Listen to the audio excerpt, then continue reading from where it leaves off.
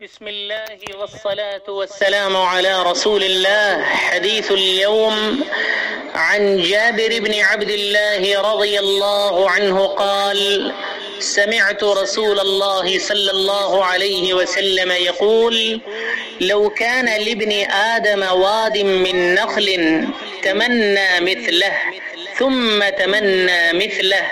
حتى يتمنى أودية ولا يملأ جوف ابن آدم إلا التراب. رواه الإمام أحمد بن حنبل وابن حبان والإمام أبو يعلى رحمه الله في مسنده، وكذلك رحمهم الله جميعا. السلام علیکم ورحمۃ اللہ. آج کی حدیث مبارک حضرت جابر ابن عبداللہ رضی اللہ عنہما فرماتے ہیں کہ میں نے رسول اقدس صلی اللہ علیہ وسلم کو یہ ارشاد فرماتے ہوئے سنا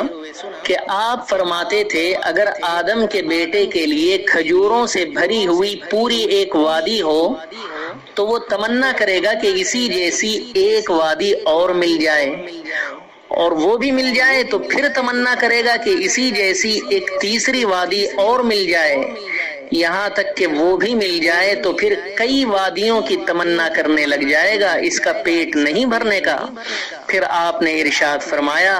کہ آدم کے بیٹے کا پیٹ تو مٹی کے سوا کوئی چیز نہیں بھرے گی، یعنی قبر میں جا کر ہی وہ دم لے سکتا ہے،